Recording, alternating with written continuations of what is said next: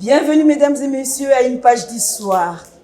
À travers les temps, ils ont démontré leur capacité à défendre l'intégrité du territoire national face à l'ennemi, à défendre les intérêts du pays colonisateur, la Belgique, à l'extérieur du pays, au-delà des mers et des océans. Ils ont sacrifié leur vie, celle de leur famille, en servant le pays sous les drapeaux.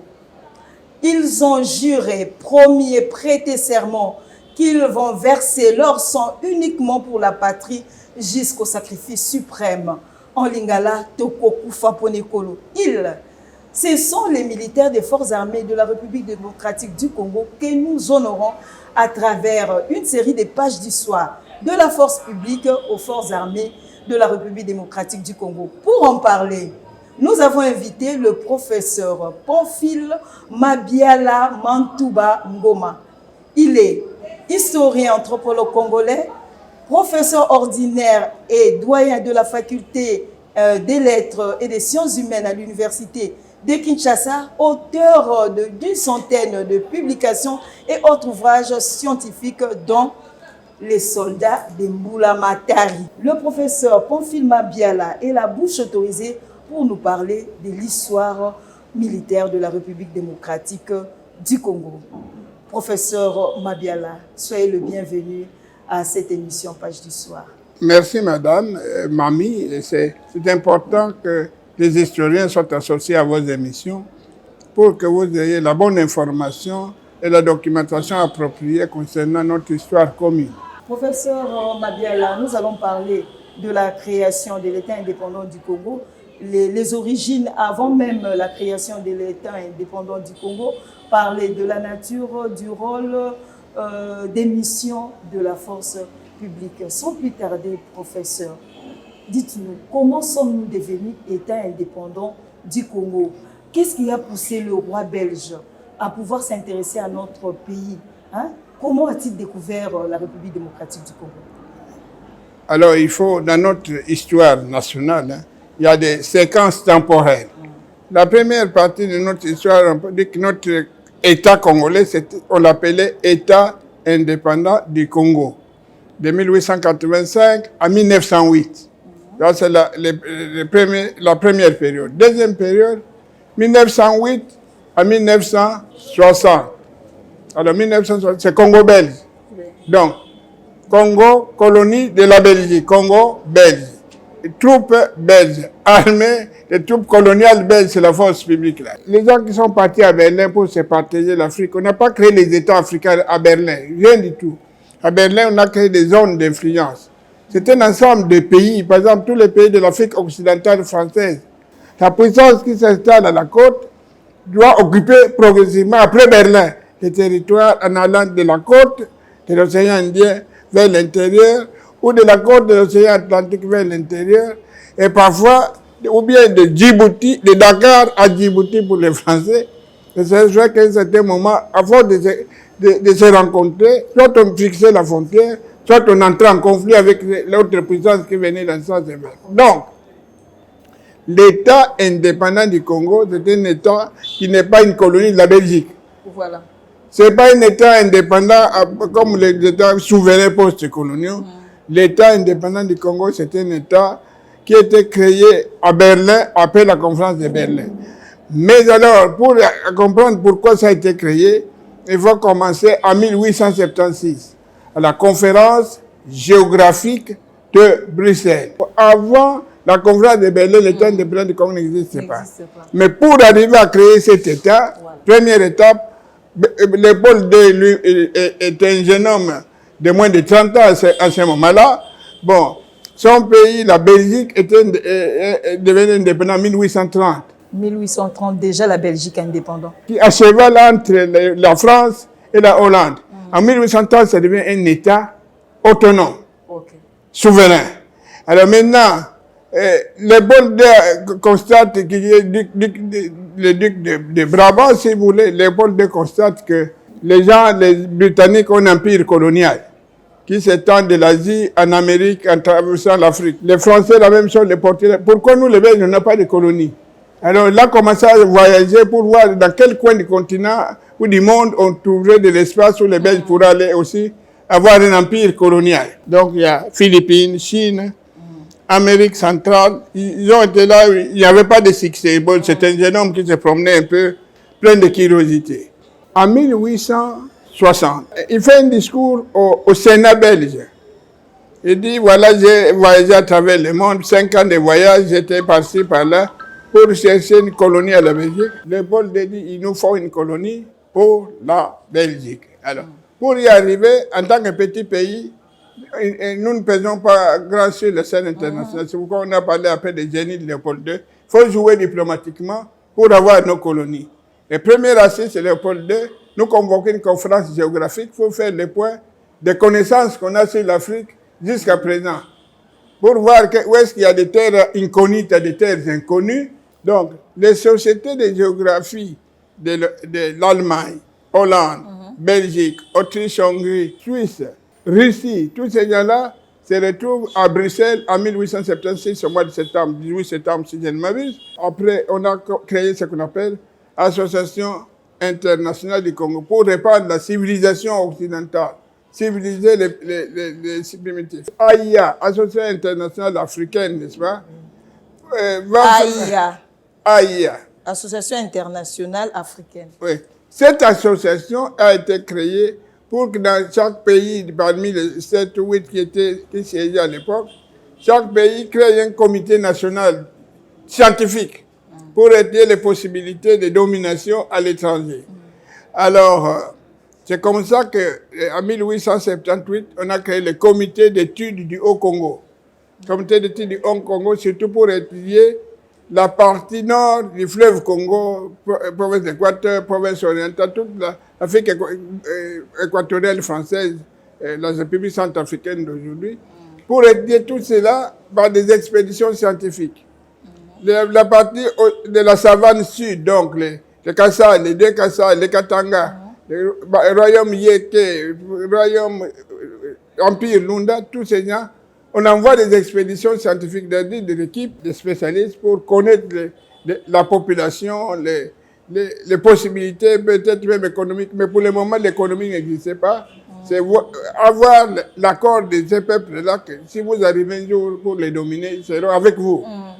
Alors pour cela, évidemment, les gens se réveillent avec des discours multiples, n'est-ce pas? Chacun veut avoir raison. Alors, pour avoir raison, c'est le droit du premier occupant. La société géographique, où les pays qui arrivent à tel endroit doivent négocier avec les chefs locaux et signer des papiers, souvent que les chefs locaux ne comprennent pas. On vous laisse les doigts, allez, on met une croix avec votre nom, vous dites que vous êtes d'accord, mais c'est des contrats léonins, la plupart. Hein? Donc, la conférence géographique, là, a mené des études avec des comités nationaux. Alors, à partir de 1882, on dit, non, parler des associations internationales d'Africains, c'est trop vague. Il faut restreindre pour atteindre notre objectif d'avoir des colonies. Ça s'appelle Association internationale du Congo. Parce qu'à ce moment-là, en 1882, bon, Stanley a déjà été au Congo. Henri Morton Stanley, après 1860, lorsque le roi a déclaré qu'il faut une colonie pour la Belgique, un journaliste britannique, Henry Morton Stanley, qui est allé en Afrique à la recherche des missionnaires anglais, David, protestant anglais, qui est parti pour des raisons humanitaires, humaniser les peuples, donc, en les sauvant de leur humanité primitive. Bon, il a fait les voyages en Afrique pour aller retrouver les traces d'un David Livingstone qui a été déclaré mort ou disparu. Quand il rentre, il écrit des livres à travers les continents mystérieux, 5 années de vie. Donc, il y a beaucoup il publie des articles de presse où il montre la sauvagerie des Africains, mais des gens aussi parfois aimables et parfois fréquentables. Donc, il y a des gens qui l'encensent, il y en a d'autres qui le vilipendent, ils diabolisent. Mais en général, c'est des primitifs, des continents mystérieux, c'est les ténèbres qui ont besoin de la chair de l'homme blanc. C'est le livre de Stanley. Oui, la chair de l'homme blanc. Il y avait un poème comme ça après. Après, là, il passait de ça. Le white man's burden. L'homme blanc a le devoir de civiliser les primitifs, les peuples primitifs. Alors, Léopold II a vite découvert Stanley dans les années où il se cherchait encore. Grâce à ces publications, grâce aux articles à ces articles de presse, oui. Les articles de presse où il raconte les expériences qu'il a eues en traversant l'Afrique de l'Est vers l'Ouest. Okay. Alors, il a fait ça en 1877. Alors, en cours de route, bon, il y avait des villages de pêcheurs au bord du lac, entre Kisangani et même dans le Kindoula, au bord du fleuve. Partout, il y avait des obstacles, des barrages naturels. Il démontait son paquebot et puis repartait, remontait ça, montait, démontait en cours de route. Il était escorté des porteurs, il était escorté d'espèces de soldats venant des Zanzibar, qui sont des Zanzibarites. Donc, aujourd'hui, on parlerait des Tanzaniens ou à peu près. Alors, ça, c'était l'escorte de Stanley. Oui, c'est pour l'escorter là. Parce qu'en cours de route, les populations qui traversent, on voit des gens qui ont notre repos accompagnés de Noirs, avec des fusils. Les fusils, ça fait un bruit. Parfois que les gens ne connaissent pas encore. Oui. Ils ont des flèches, ils ont des lances, mais les bruits d'une arme, peut-être à fait, n'ont jamais entendu parler de ça. Ou parfois même, s'ils l'ont entendu, ils n'en ont pas. Feu, oui. Quand ça retentit, ça fait donc, en cours de route, ils luttent pour passer, première affaire, ils luttent pour passer, mais en même temps, ils luttent pour lier des amitiés, des espèces d'accords, de siège, si vous voulez. C'est trop français, des notions comme ça. Donc, en cours de route, il doit vous convaincre pour être de son côté, vous expliquer l'objectif de sa mission. Sinon, si vous vous opposez, on se bat. Lui-même, Henri Morton Stanley, journaliste et explorateur, avait avoué avoir mené 32 batailles. Ça veut dire qu'il a rencontré, c'est comme si vous venez sur la route du Bas-Congo, vous rencontrez des barrières avec des gens qui vous empêchent de passer. Autant de fois, et sur de longues distances de plusieurs kilomètres, voilà les batailles en question. Mais le véritable... Parce que lui, il comptait. Donc, il s'est battu avec plusieurs groupes des autochtones. Oui, il s'est battu, mais attention, il ne s'est pas battu comme ça. Les batailles réelles contre l'occupation coloniale, c'est surtout après la création de l'État indépendant du Congo. Okay. Campagne anti-esclavagiste, il y a même eu une conférence en 1890, campagne anti-esclavagiste de Bruxelles pour mettre fin à la traite des esclaves à l'est du pays. Campagne, parce qu'on se battait réellement, et les Arabes étaient armés comme les Européens, ils avaient des armes aussi. Donc, la notion de bataille, effectivement, les Africains se sont battus. Mais ça, c'était pour résister face aux à l'occupation coloniale, oui. Parce que la différence entre la découverte, c'est qu'on ne connaît pas les lieux, on passe. Ouais. Le Stanley, c'était un voyageur qui passait. Mais il n'a pas occupé le territoire. Oui, Stanley était bien sûr un voyageur qui passait. Mais arrivé au Congo, je crois à l'étape de Mbandaka, quelque chose comme ça, il s'est battu avec le peuple autochtone. Il s'était battu avec ces gens-là. Mais pas seulement Mbandaka, mais de Kisangani partout, le long des fleuves, il y a des villages, il y a des marchés traditionnels avec beaucoup de population. Et chaque fois qu'on arrive là, si le chef n'est pas avec vous, il vous envoie d'abord des agresseurs, non? Le temps que vous négociez, donc il y a eu des batailles effectivement sur ce tronçon-là. Bon, maintenant, c'est... Non, il y a eu cette bataille qui a duré presque toute une journée. Et vers le soir, ils ont négocié. Oui, mais il n'y a pas que ça. Il y en avait beaucoup. De cette nature-là, c'est un fait divers. Hein. Il y en avait beaucoup dans plusieurs coins. D'ailleurs, là, on parle même de... On avance une date, le 14 février 1877. Ça allait, il y avait quelle direction? C'est qu'il allait vers Boma. Il s'est rendu à Boma. Mais donc, il évacuait tout obstacle sur sa route. Ouais. Son escorte l'aida à porter les bagages et à se battre. Donc, mais j'espère qu'après la bataille, après la négociation, il s'est noué une relation avec ce peuple-là. Bon, il continuait sa route tant que les fleuves étaient navigables. Et les fleuves étaient navigables jusqu'à Vivi. Hein. Et puis de nouveau, eh bien, les peuples, quand il est arrivé à Boma en 1877, là... 1877. Il constate que son escorte, les gens sont tellement épuisés, la route entre Léopoldville et le temps des poules et Matadi, c'était long, c'était pénible. Ils allaient presque essouffler à Matadi. Et puis l'annonce arrive à Matadi, on a dit, bon, il arrive à Boma le soir, bon, la nuit est déjà tombée. Bon, il croyait que quelqu'un l'accueillerait pour le loger, personne n'a voulu. Alors il dit, comme je parle logement, il y a un gros arbre qui s'appelle Baoba, au bord du fleuve, là, j'entre dedans, je dors dedans, il a dormi dedans. C'est le fameux Baoba de Stanley qui est devenu historique à Boma.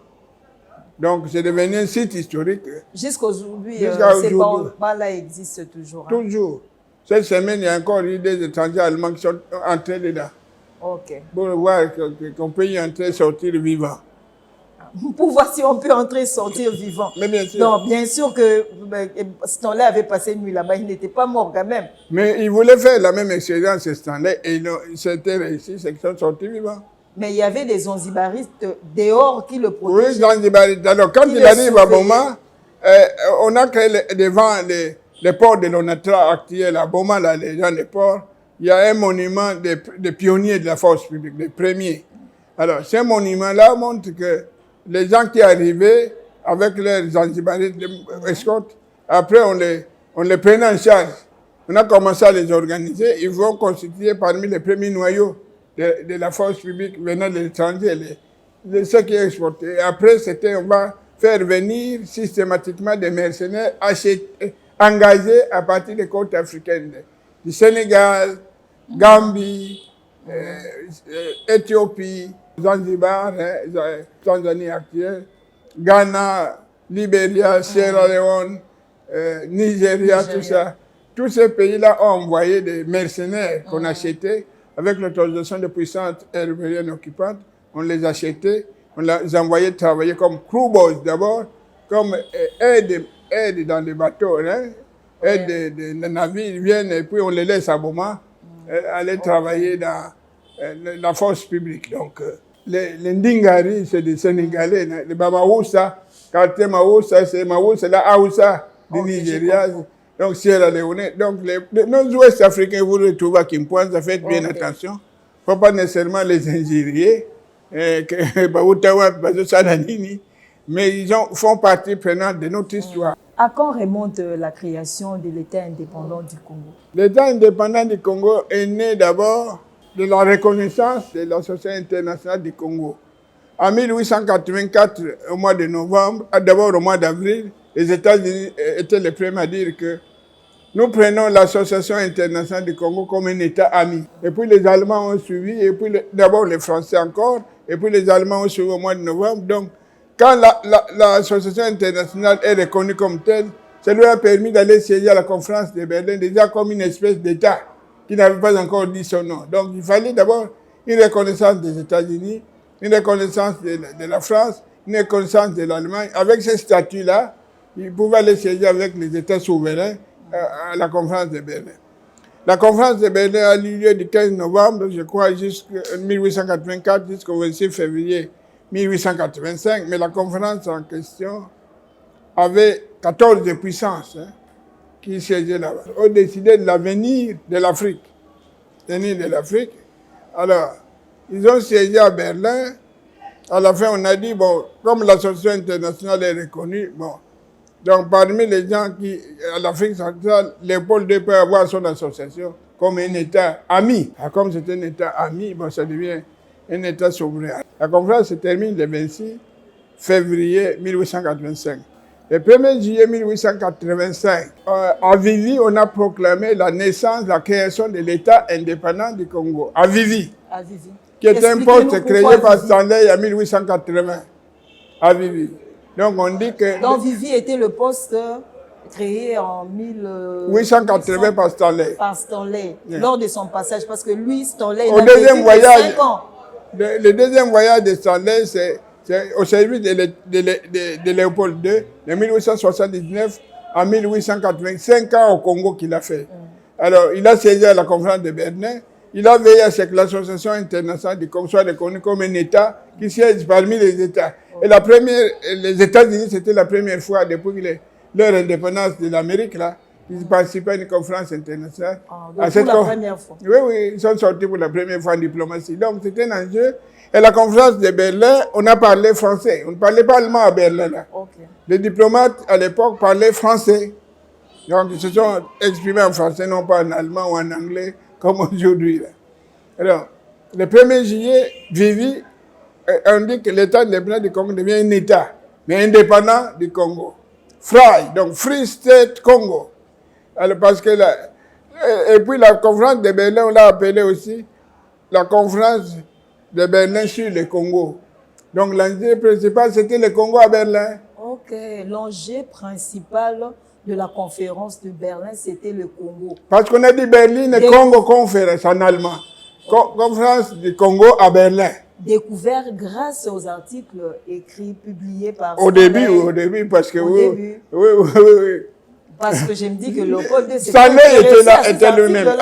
En plus de ça, c'est que vous devez savoir que le roi Léopold II, son grand-père est allemand, non?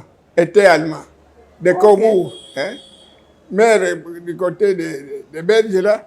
Mais les papas, les grands-papas, les grands-pères... C'était un Allemand. Un Allemand, oui. Alors, pour Bismarck, évidemment, qui présidait la réunion, c'était Moutouna-Bisso, c'est notre homme. Et alors, c'est intéressant, il faut les soutenir aussi. C'est tout ça, la diplomatie des coulisses, parfois, lors des négociations, qui joue un rôle. Ok. Alors, donc, Vivi est resté seulement capitale pendant une année, 1885. 1886, on a établi la capitale à Boma. Donc, Boma, donc, c'est la première capitale de la République démocratique du Congo, c'est Vivi. Deuxième capitale, c'est Boma, de 1886 à 1923. Troisième capitale, c'est Kinshasa. Donc, Kinshasa, c'est la troisième capitale dans l'histoire de notre pays. Il y avait des projets pour aller encore à Kananga, ça n'a jamais eu lieu. Ah, le projet, c'était pour aller à Kananga, ça n'a jamais eu lieu. Oui, ça, c'est comme ça. Mais bon, personne ne veut aller là-bas. Mais sinon, ce n'est pas exclu. Donc, voilà, première capitale, deuxième, nous sommes à Léopoldville, troisième. Alors, à Léopoldville actuelle, Kinshasa. Léopoldville est capitale depuis 1923, sur le plan du décret créant la ville. Mais, puisqu'il fallait transférer les bureaux, les documents administratifs, ça a duré de 1923 à 1929. Parce qu'il fallait construire des résidences pour les autorités, tout ça. À partir de 1929, donc 1923, Boma cesse d'être capitale. Elle est transférée sur le plan légal à Léopoldville.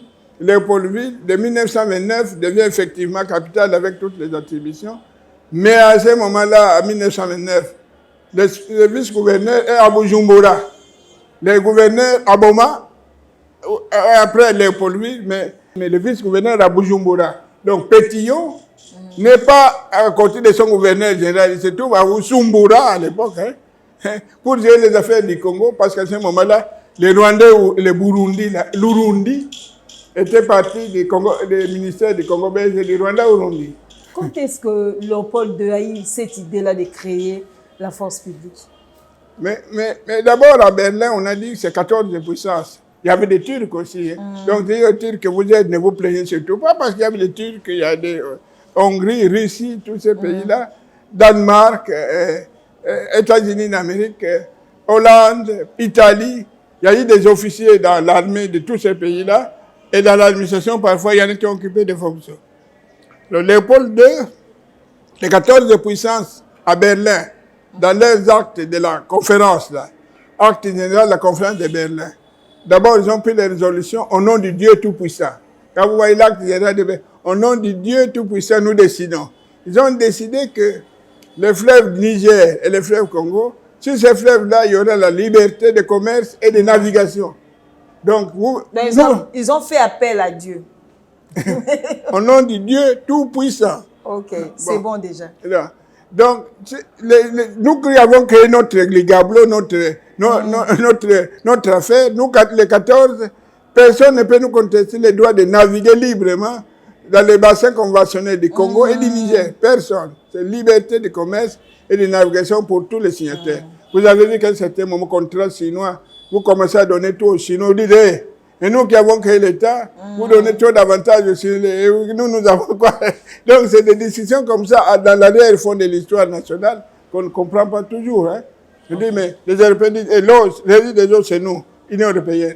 Et vous donnez tout aux Chinois. Et nous, c'est ce qu'on appelle la clause de la nation la plus favorisée. Les 14 puissances qui ont créé l'État disent que nous avons les mêmes droits et les mêmes obligations. Si vous favorisez, clause de la nation la plus favorisée, si vous favorisez la Suisse à nous donner un avantage comme puissance qui fait du commerce, nous aussi, les Hollandais ou les donc Italiens. vous allez faire également pour les Égalité des droits Okay. de toutes les puissances. Donc c'est Égalité des droits qui de continuent droits. à nous poursuivre. Donc vous donnez privilège à tel, contrat tel, donnez aussi un contrat inter. Même droit, clause de la nation. Donc l'égalité prime. Oui. Okay. Alors, le principe fondamental, liberté du commerce et de navigation. De 1885 jusqu'à 1890, on ne payait pas les douanes à l'entrée des marchandises. Alors Léopold a dit, mais je dois lutter contre la traite négrière, mais je n'ai pas le moyen. Un État sans douane n'existait pas. Alors, en 1890, là, il convoque une conférence anti-esclavagiste à Bruxelles pour dire qu'écoutez, si vous voulez que moi je puisse lutter contre la traite négrière, si vous voulez alors il faut me donner les moyens, obliger les gens à payer les droits des douanes. Sans douane, il n'y a pas d'argent. C'est comme ça qu'il y a eu cette conférence-là. Une troisième résolution prise à Berlin, c'était l'abolition de la traite négrière. Il faut mettre fin au Congrès de Vienne 1815. On a décidé l'abolition de la traite des esclaves. S'il vous plaît, donnez-nous les moyens de l'abolir définitivement. Dans tous les pays que vous occuperez, vous les puissances, lutter contre la traite négrière. Alors, pour lutter contre la traite négrière, il fallait une armée. Ok. Pour protéger les intérêts des étrangers, il fallait une armée. Pour protéger les entreprises qu'on créait, il fallait une armée.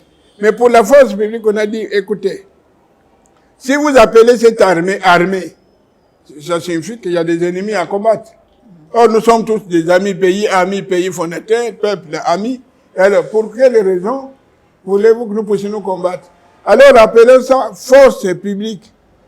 C'est une force de police, à prétention policière, chargée du maintien et du rétablissement de l'ordre public. Le langage militaire, c'est ça la mélopée. Maintien et rétablissement de l'ordre public. Première mission.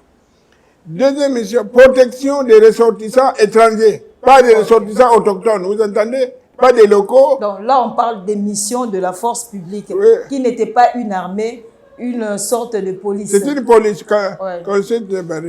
Parce qu'il n'y avait pas d'ennemis à l'époque. Vous n'avez pas d'ennemis, pourquoi voulez-vous avoir une force armée? Armée contre qui? Parce que l'Angola, c'était entre les mains des Portugais. Okay. Brazzaville, c'est français. Vous allez vous battre ensuite, ou comment vous allez faire? Okay. Donc, le problème de ça, donc on appelle ça une force publique. Force de maintien et de rétablissement de l'ordre public. Force chargée de protéger les intérêts des ressortissants étrangers. Force chargée de missions, favoriser l'impôt et les taxes. Force chargée de pousser les gens à l'obéissance pour qu'on puisse évangéliser. Évangéliser, c'est moins de discipline aussi. Quand vous croyez, on dit que on ne désobéit pas au père, c'est votre père. D'abord, la doctrine est paternaliste. L'enfant obéit à son père. Il aime bien châtier bien, donc on peut vous fouetter, châtier. Ça fait partie de la... C'est en ce moment-là qu'on impose la religion catholique.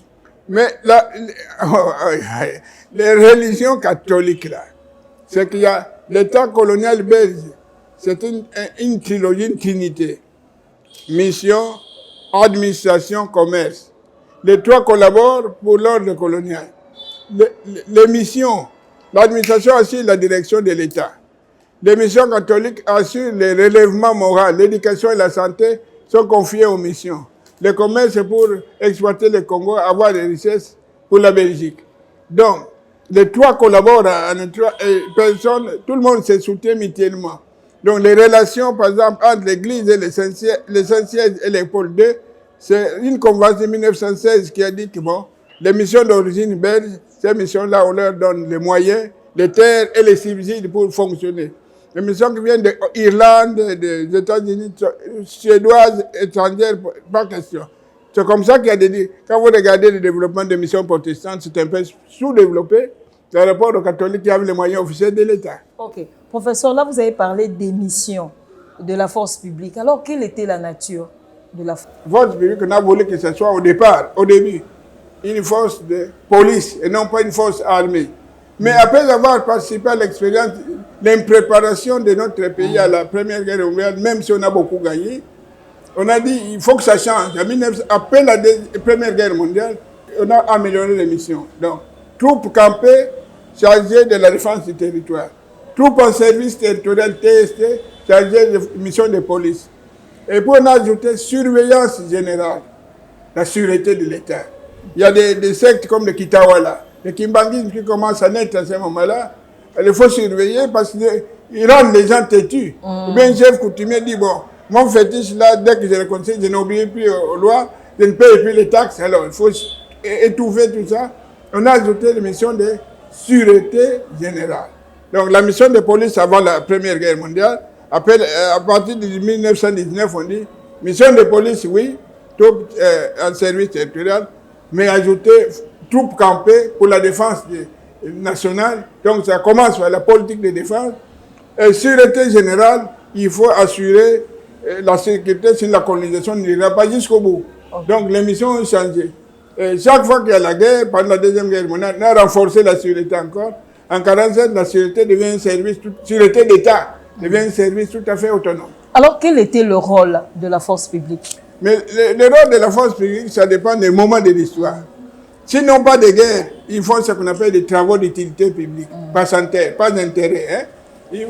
S'il n'y a pas de guerre, bon, pendant ce temps, qu'est-ce qu'ils font? Construire des ponts, des chaussées, arranger des routes, assiste police des catastrophes, sauvetage des inondations. Donc, ça, c'est les travaux d'utilité publique. Donc, c'était... Quand, par exemple, le pont à Badeding, la route s'est écoulée, on a fait venir les génies militaires. Ils ont des compétences. Là, on parle des génies militaires. Oui, c'est dans les travaux d'utilité publique. L'armée ne fait pas de guerre à tout moment. Quand il n'y a pas de guerre, en temps de paix, il y a des missions de paix. Travaux d'utilité publique, par exemple. Bon, mon foyer social, par exemple, des soldats dans les camps militaires. Ben, on les formait, où les enfants de soldats étaient avec des écoles spécialisées. Alors, la force publique était une espèce de motif de fierté pour la métropole. Chaque fois qu'il y avait des grandes manifestations, expositions, fêtes nationales, un peloton de la force publique était déployé en Belgique. Pour montrer aux gens que si nous avons échoué en Belgique, en tout cas pas dans l'armée, nous avons transformé ces brutes venus du village, nous les avons transformés en hommes propres, respectables, courageux, et qui ont battu campagne, et qui ont gagné des guerres. Et voilà, donc c'était un motif de fierté pour la métropole. À quand remonte la création de la force publique? Précisément. Précisément, la création, le mot force publique existe depuis le 30 octobre 1885, dans un décret qui crée des fonctionnements relatifs au fonctionnement du gouvernement de l'État indépendant du Congo. On a dit, dans ce gouvernement, il y aurait une section C qui s'est chargée des forces publiques, artillerie, armes et munitions. Bon. Donc, à ce moment-là, le mot est dans nos têtes. Maintenant, pour rendre ça opérationnel, le 17 juillet 1886, le roi nomme le capitaine de frégate Roger comme premier commandant de la force publique. Ouais, il n'y a pas encore de substance là. Il doit la créer de toutes pièces là. Oui. En commençant par ce qu'il trouve là, ce qui est là devant lui. Ça veut dire que des 100 soldats venant du pays de Bengale là, apportés par Coquillat, Van Kerkhoven, de Nord, je ne sais pas comment ils s'appellent. Donc ils trouvent déjà à Boma les 100 Bengales. Les 100 Bengales sont envoyés par les trois messieurs Van Dorp, Van Kerkhoven et Coquillatville. Hein. Oui. Ces gens-là envoient les gens qui sont à leur service, qui trouvent courageux, les jeunes gens de Bengale. Bon, allez à Boma. Associés aux Zanzibarites. À Boma, ils trouvent qu'il y a des voyageurs qui ont laissé des gens des Zanzibar, de l'océan. Et voilà. On les prend en charge, on commence à leur apprendre l'ABC des armes et de l'armée. C'est comme ça que ça commence. Donc, officiellement, quand on a fêté la force publique durant tout le temps qu'on a, cette date-là, du 17 juillet d'abord, qui était fêtée... 17 juillet 1886. Bon. La date de la nomination du commandant qui devait créer la force publique. Maintenant, ça ne suffit pas de nommer un commandant en nous disant qu'on organise. Il faut organiser par la loi. Le 5 août 1888, on a commencé à créer ce qu'on appelle des centres d'instruction, CI. Donc, centre d'instruction, c'est le lieu où un militaire qui est recruté pour la première fois, il passe un test médical, on regarde l'indice de Pigné, sa santé, et tout ce qu'il est. Et on les oriente vers un centre d'instruction où on va les formater comme soldats, et en passant aux obstacles, bon, et puis des trucs comme ça. Il apprend à sauter, il apprend à obéir aux ordres, il apprend à répondre à un ordre. C'est tout ça qu'ils appellent les règlements élémentaires de REI, les règlements élémentaires d'infanterie militaire. On doit apprendre tout ça. Et puis, quand il a été initié au langage militaire, après, il doit passer dans des compagnies actives. Les compagnies actives, ce sont les unités de soldats qui sont dans les districts à l'époque, selon les nombres changeaient d'année en année. On vous envoie là-bas pour aller travailler. Le décret du 5 août 1888, c'était pour organiser. Au mois de novembre, on précise encore le fonctionnement le 17 novembre. La date du 17 novembre 1888. On reprécise l'organisation et le fonctionnement des structures de la force, état-major, administration de l'armée, répartition des grades. Et voilà tout ce qu'on fait. C'est cette date qu'on a gardée. La date du 17 novembre, bon, à un certain moment, elle était devenue comme une date de fête. Okay. Et surtout après l'indépendance, le 17 novembre 1960, eh bien, on a fait le premier défilé d'après l'indépendance militaire au camp Léopold, au camp Kokolola. Défilé de démonstration. Pour montrer que l'armée nationale congolaise existe déjà bel et bien. Voilà, nous sommes un nouvel État avec une armée en gestation. Alors maintenant, depuis ce temps-là, chaque fois que c'était le 17 novembre, c'était la fête nationale de l'armée. Jusqu'après, bon, c'est quoi, supprimer et transformer. Voilà, professeur. Au départ, la force publique était constituée des mercenaires, des Zanzibarites au départ. Comment se faisait le recrutement de tous ces Congolais-là? Bon, d'abord, les Zanzibarites, on a dit que pour les avoir, il fallait s'adresser à la France ou à la Grande-Bretagne ou au Portugal, dans les pays-là, pour qu'on autorise à ceux qui voulaient venir se faire mercenaires, de faire inscrire d'arriver au Congo. Ça, c'est une autre affaire. Dans les accords bilatéraux entre les puissants. Les engagés nationaux sont des soldats qu'on recrute localement. Localement, un certain moment, au début, c'était qu'est-ce qu'on a fait pour les avoir. On demande au chef coutumier, et c'est lui qui fournit autant de recrues. L'Ikili, c'est recrues. Okay. L'Ikili, c'est recrues. Hein? Oui, oui. Ce sont des recrues. Des nouvelles unités. Oui, les nouvelles unités, c'est l'Ikili, c'est recrues. C'est lui qui fournit autant, on lui paye autant. Il y a même prix. Le chef qui fournit autant d'hommes, il a autant. Mais les chefs, qu'est-ce qu'ils font pour fournir les gens? Ils cherchent des mauvaises têtes, têtus, cruels, bandits, indésirables. C'était une version des indésirables au départ.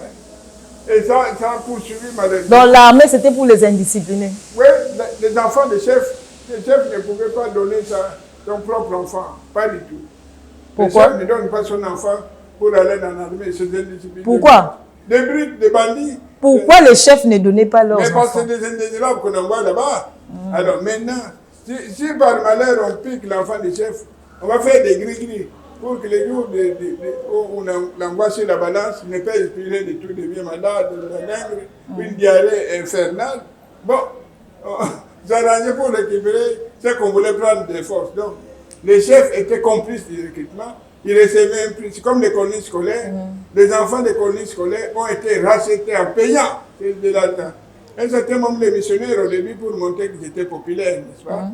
Les gens qui avaient maladie du sommeil, on les baptisait vite pour augmenter les effectifs, les baptiser pour montrer qu'ils avaient du succès là où nous sommes partis. Donc il y a tout un tas de pratiques qui ont eu lieu à ce moment-là. Ce sont des chefs de territoire, les administrateurs des territoires qui recrutaient ces bandits-là. On va chez les chefs, l'administrateur de chaque territoire s'adresse au chef, le chef lui met à disposition un certain nombre, c'est des miliciens, des volontaires. Avant, il fallait acheter. Vous payez et puis on vous envoie. L'administrateur de territoire se prend, les dirige vers les ports où il y a l'embarquement. Et même les mariages de l'époque, c'était on vous pose une femme, l'administrateur de territoire paye la dot en famille, on vous envoie la femme, vous verrez au port la première fois. Maman Maria, il y a un bouquet, il y a moi, on a une bonne humanité. Avec un pain là, qui sort du port, c'est votre femme. Et à la fin, vous voyez pour la première fois, on vous met dans les 10 tracts, les véhicules militaires, allez au camp. Donc, le mariage, vous êtes marié selon la loi. Si vous mariez au centre d'instruction, où vous faites les collages, la femme doit ne considérer une concubine. Les jours de mutation, vous la laissez là, vous ne l'amenez pas. Mais cette femme-là qu'on a mariée par la procédure de loi, par exemple, madame chef du territoire et votre chef du village, et retourne, celle-là, elle est légitime. Donc, vous voyez, le concubinage. Professeur, qu'est-ce qui a fait que la langue lingala puisse s'imposer au milieu de troupes, quoi? Mais bon, on dit qu'il y a un premier noyau de 100 militaires, et entre eux, ils parlent lingala. Ceux qui viennent suivre, vous essayez de les comprendre, c'est pas l'effet de contagion, non? Oui. Mais on n'a pas encore pris de décision sur ces deux lingala, mais chaque fois qu'il y a des troupes, la langue majoritaire a tendance à contaminer les batétés, etc. du Babour, hein? Mais bon, les batétés là. Parlez-nous un peu du caoutchouc rouge, le scandale, l'histoire du scandale du caoutchouc rouge. Caoutchouc rouge, voilà l'histoire qui fait couler beaucoup d'encre. Il y a deux tendances d'abord. Lorsque vous lisez l'histoire des historiens belges, ils disent, écoutez, nous sommes venus, vous mangez entre vous, il y en a qui avaient des queues, il y en a qui avaient... Donc nous, on a trouvé que vous étiez très violents entre vous, vous tirez des gens au couteau.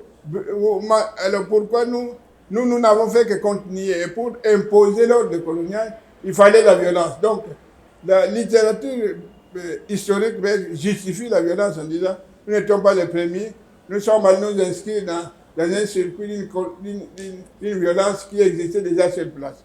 Mais la vérité est que au moment où il y a l'État indépendant du Congo là, le monde, surtout l'Afrique centrale, sort de deux commerces. Le premier commerce, c'est le commerce des esclaves à la côte atlantique. Donc on prend les gens, on les embarque, on les amène aux Amériques. Bon. Et deuxième temps, c'est le commerce de l'huile de palme. Là, c'était la traite arabe. Non. Cette arabe, c'est Kindu, province orientale. Ça, c'était vers quelle année? Mais le même, pendant qu'en Occident, à la côte atlantique, il y a la traite atlantique, à l'est aussi, les Arabes entrent par Zanzibar, des îles des océans Indiens et entrent à l'est du pays. Donc l'économie mondiale à l'époque, d'abord c'était l'économie des traites. On vend des êtres humains comme pièces d'Inde, comme des objets. Les esclaves, c'est des pièces d'Inde qu'on a vendues à un prix. To sell, à vendre, vous voyez des affiches comme ça, des noms, on dit à vendre. On vous vend même plusieurs fois sur la route des esclaves. Alors, donc on passe en 1815, on dit normalement c'est aboli. Et puis pendant qu'on abolit, il y a des coins où ça s'est intensifié comme la côte, les cabines là, de l'Angola, tous les banques fleuves là. Pendant qu'on a aboli, c'est par ce moment-là qu'on a pris depuis déjà un nombre de gens qui sont allés en Amérique. Même ceux qui viennent de Katanga faisaient 900 km à pied jusqu'à moment, on les embarquait par cabine d'aller en Amérique. Ça c'est. Donc, après, on a dit, pour que ça cesse, il faut un nouveau commerce. Le commerce de l'huile de palme. L'huile de palme, à la fin du 19e siècle, c'était l'huile moteur. L'huile moteur. Alors maintenant, pour avoir les pneus de véhicules, il faut du caoutchouc. Oui. Il n'y avait pas de plantation de caoutchouc parce que personne ne les a plantés. On dit, il faut aller il y a des racines qui donnent de la sève pour les caoutchoucs là. Alors il faut autant de kilos à fournir. Et lui qui ne veut pas fournir, on le tue, ou bien on coupe sa main pour aller montrer au chef qu'il a fui, mais sa main au moins a été gardée. On arrive dans un village, on demande qu'on fournisse ce caoutchouc, et puis on sort les locaux là, langage tambourini. Boulamatari Azakoya, Boulamatari Azakoya. Les gens du village savent que Boulamatari arrive, des fils des villages. Maintenant, ils arrivent, il y a des vieux papas fatigués, des enfants. Ils disent, bon, où sont vos... Oh non, ici, il n'y a que des vieux.